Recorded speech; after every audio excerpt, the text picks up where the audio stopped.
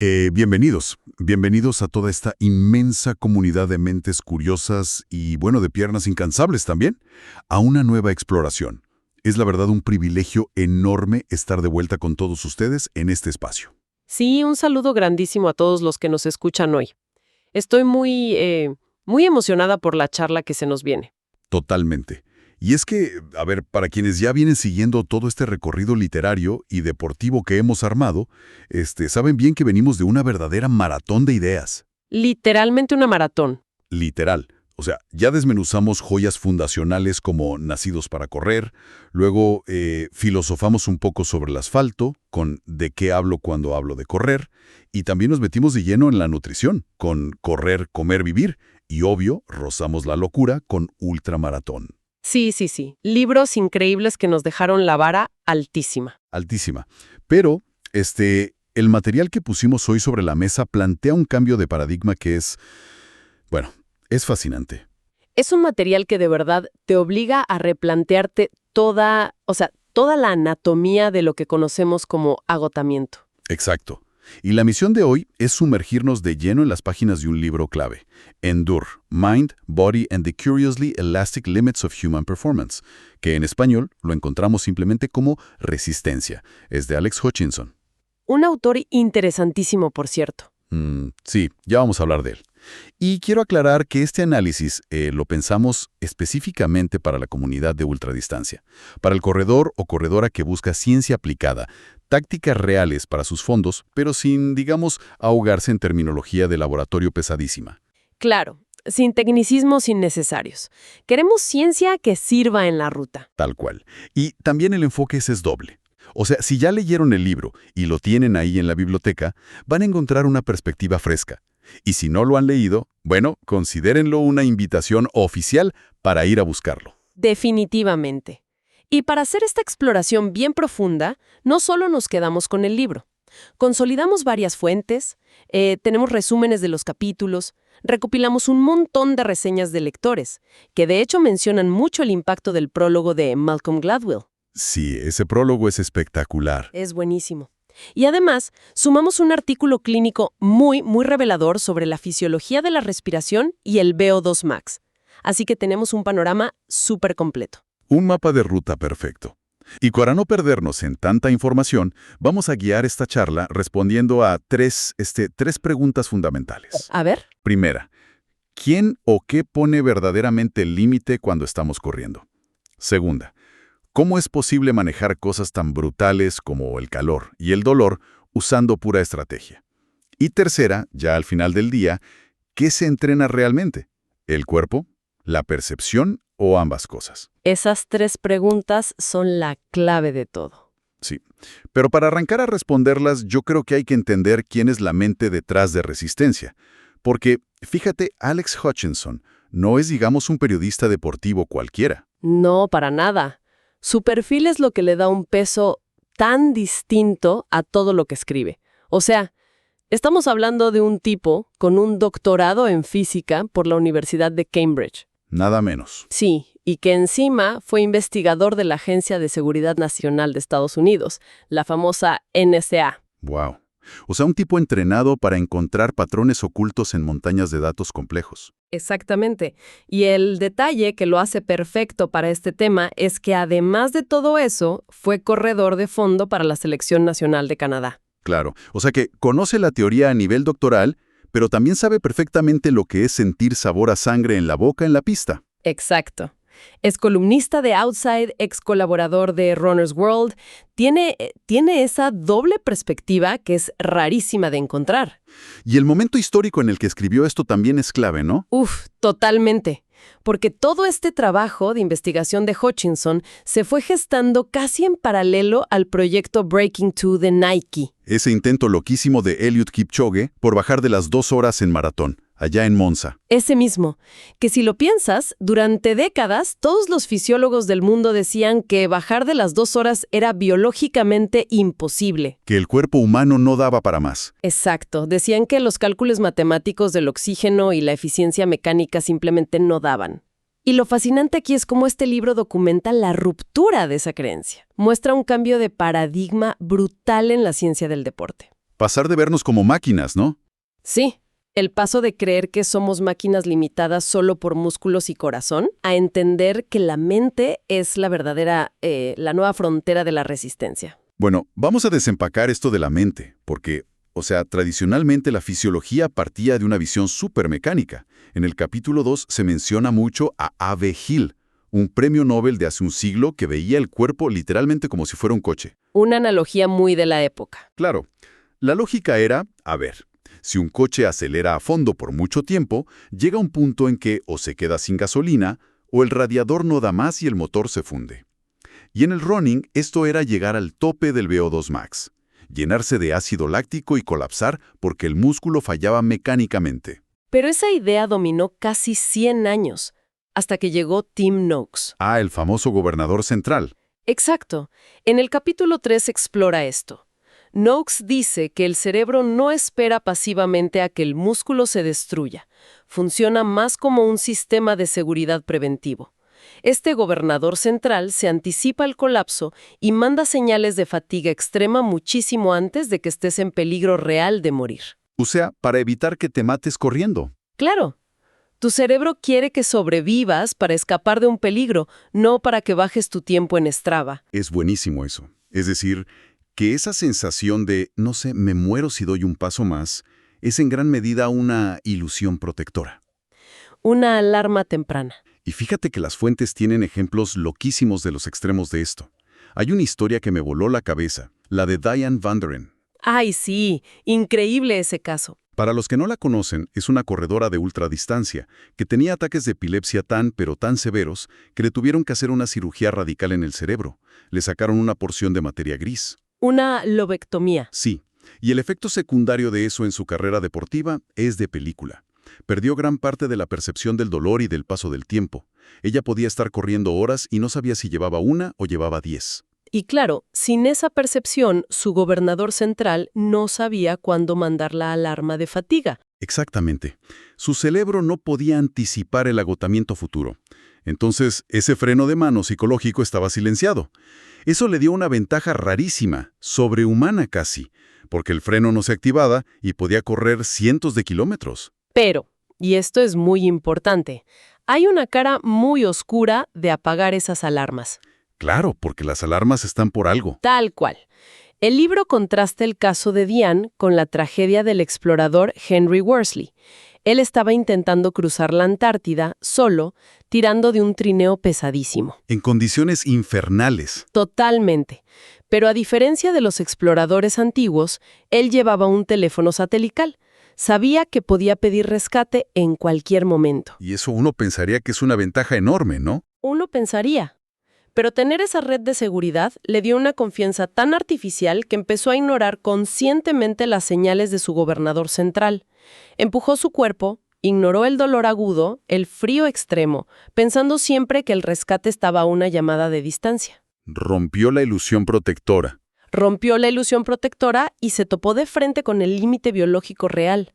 Cuando por fin colapsó y llamó para pedir ayuda, el daño en sus órganos ya era irreparable. Murió días después. ¡Wow! Es una historia durísima, pero deja clarísimo que los límites físicos duros sí existen. O sea, no somos inmortales. No, para nada. Pero en el día a día, en el entrenamiento de un corredor de ultra, el muro contra el que uno choca no es ese límite orgánico donde te fallan los órganos, sino el límite de la percepción. Y ahí entra el modelo psicobiológico de Samuel E. Marcora. Marcora es brillante. Él postula que el límite lo pone casi al 100% la percepción del esfuerzo. O sea, la fatiga vive en el cerebro. Las decisiones de ritmo, el famoso pacing. Exacto. El pacing no es tu cuerpo leyendo un medidor de glucógeno. Es una respuesta consciente de tu cerebro analizando qué tan duro se siente el esfuerzo en este momento. Aquí es donde se pone realmente interesante la cosa. Porque si todo es percepción, ¿qué pasa con el dolor físico real? El ardor en las piernas en el kilómetro 30 no es imaginario. No, no lo es. Ahí recuerdo la anécdota del ciclista Jens Voigt, que cuando estaba subiendo esas montañas brutales en el Tour de Francia lleno de ácido láctico, se miraba las piernas y les gritaba, ¡cállate piernas! Literalmente le ordenaba a su cuerpo ignorar el dolor. El famoso shut up legs. Es que la anatomía del dolor en la resistencia es fascinante. El dolor no es un solo cable que va de la pierna al cerebro. Tiene capas. Tienes la sensación fisiológica pura. El ardor. Sí, el ardor.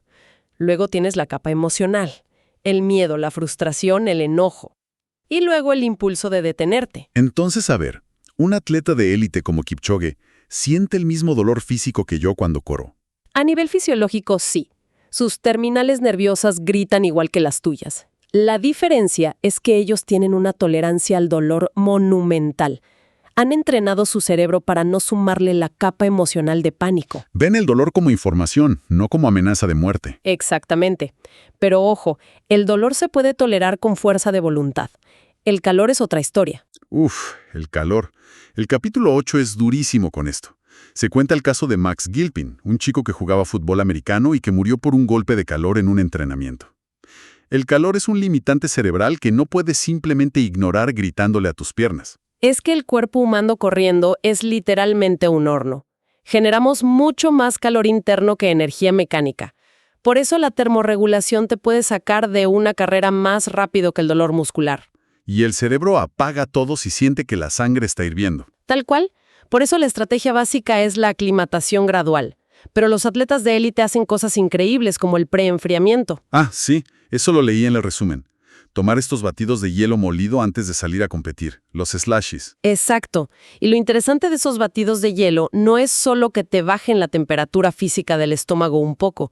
Lo que hacen es hackear tu cerebro. ¿Cómo así? Al enfriar los receptores del estómago, engañas a tu termostato interno. Tu gobernador central cree que estás mucho más fresco de lo que realmente estás. Entonces, retrasa las alarmas de fatiga y te permite correr a un ritmo fuerte por más tiempo en el calor.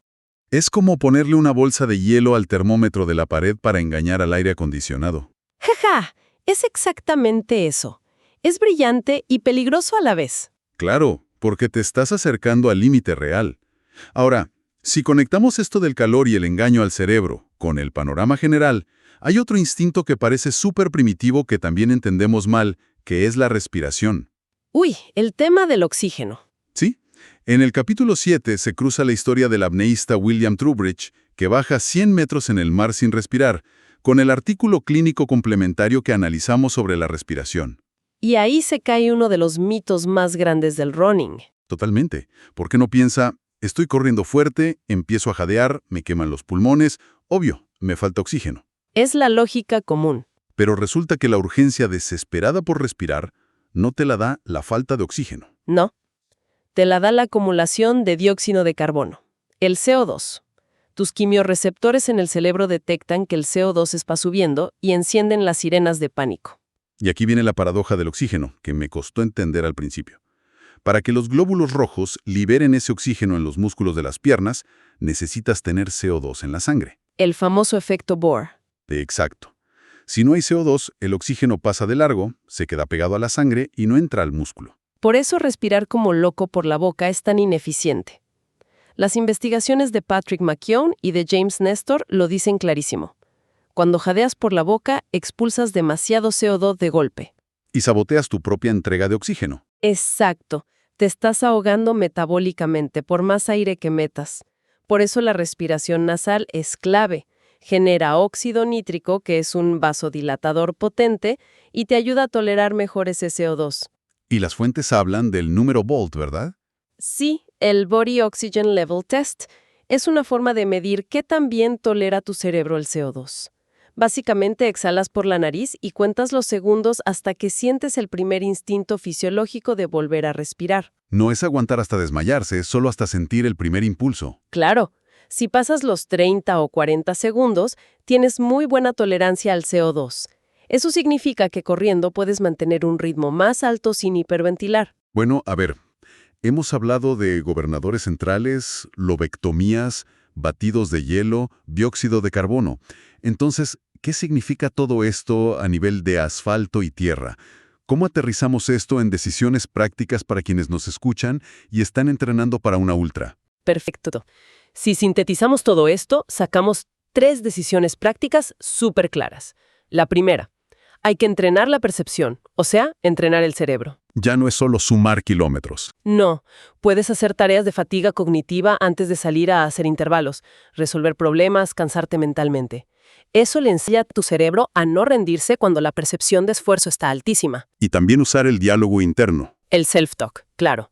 Y, esto es interesantísimo, una reseña destacaba algo súper simple: sonreír. Sonreír corriendo. Sí, relajar la cara y forzar una sonrisa mientras subes una cuesta envía una señal física al cerebro de que todo está bien. Baja inmediatamente tu percepción de la fatiga. Voy a tener que probar lo de la sonrisa, aunque parezca loco en el kilómetro 40. Y la segunda decisión práctica. Aclimatación estratégica al calor y al dolor. Tienes que exponer a tu cuerpo gradualmente a entrenamientos muy intensos o con calor. No solo para sudar, sino para educar a tu gobernador central. Para enseñarle que no te vas a morir. Exactamente. Que esas señales de estrés no son una amenaza inminente, estirando así tu límite de tolerancia. Buenísimo. Y la tercera tiene que ver con la eficiencia metabólica, ¿no? Sí, optimizar el combustible y la respiración. Integrar esa respiración nasal profunda hacia el diafragma para oxigenar mejor. Y buscar flexibilidad metabólica. El libro menciona al marchista Evan Dunphy. Ah, sí, el que alternaba grasas y carbohidratos. Exacto. Enseñar al cuerpo a quemar grasas eficientemente en los ritmos bajos, pero saber usar los carbohidratos rápido cuando necesitas potencia. Ser bilingüe metabólicamente. Me encanta ese término, bilingüe metabólicamente. Ahora, esto plantea una pregunta importante para cerrar, porque hablamos de fisiología y percepción. Pero hay un capítulo, el 13, que habla de algo casi espiritual, la convicción, el poder de la creencia. Sí. El efecto de creer ciegamente en algo. Las fuentes hablan de los corredores kenianos, esa mentalidad donde la creencia absoluta de que van a ganar se convierte en una profecía autocumplida. Alteran su propia química. Es que el efecto placebo en el deporte está súper medido, no es magia. Es fisiología pura. Como el estudio del enjuague bucal, ese me dejó sin palabras. Es un clásico de la nutrición deportiva. Es que, imagínate, un atleta exhausto se enjuaga la boca con una bebida con carbohidratos y la escupe. No traga nada, 0 calorías al estómago. Nada. Pero su rendimiento mejora de golpe, solo porque los receptores de la boca sintieron los carbohidratos y le avisaron al cerebro, oye, ahí viene energía, y el gobernador central suelta el freno. Engañas al cerebro de nuevo. Le prometes un cheque que no vas a cobrar, pero el cerebro te da el crédito por adelantado. ¡Qué gran analogía! Todo se resume a negociar con la mente. Y quiero citar algo que compartió un lector en las reseñas. Tomó una frase de Michael Pollan sobre comida, pero la adaptó a la resistencia. Y dice así: corre muchos kilómetros, algunos más rápido que tu ritmo de carrera. Descansa de vez en cuando. Me parece brillante. Al final, toda esta ciencia súper compleja del VO2 max y los receptores cerebrales se sostiene sobre esos principios súper básicos y sólidos. Totalmente. Y para ir cerrando nuestra exploración de hoy, creo que la gran conclusión es que el límite en la carrera de resistencia es de verdad elástico.